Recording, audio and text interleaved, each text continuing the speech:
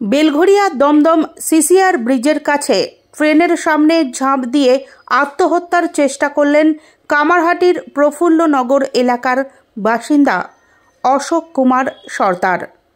অল্পের জন্য প্রাণে রক্ষা পেলেও তার অবস্থা অত্যন্ত আশঙ্কাজনক বলে আজ সকাল 10টা নাগাদ হাসপাতাল সূত্রে জানা গেছে।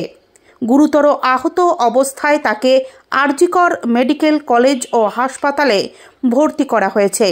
পরিবার জানিয়েছে, ট্রেনের ধাক্কায় তার 2 পা কেটে যায়। অশোকবাবু পেশায় রিক্সা চালক। দীর্ঘদিন ধরে প্রফুল্লনগরে বসবাস করলেও 2002 সালের ভোটার তালিকায় নিজের নাম না থাকায় বিষয়টি তাকে মানসিকভাবে বিপর্যস্ত করে তুলেছিল বলে পরিবারের দাবি। গত কয়েকদিন ধরেই তিনি বারংবার চিন্তাগ্রস্ত হয়ে পড়েছিলেন।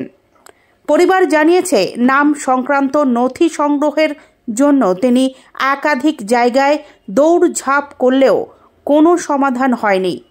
পরিবারের সদস্যদের কথায় কয়েক সপ্তাহ ধরেই তিনি এই বিষয়টি নিয়ে বাড়িতে হতাশা প্রকাশ করছিলেন।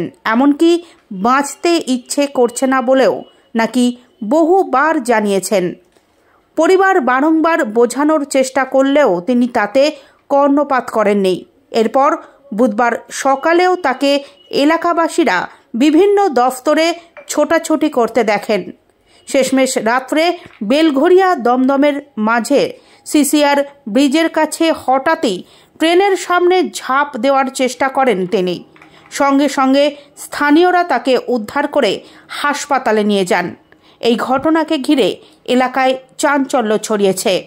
পরিবারের সদস্যরা মানসিক চাপের কারণেই এমন সিদ্ধান্ত নিয়েছেন বলে দাবি করছেন।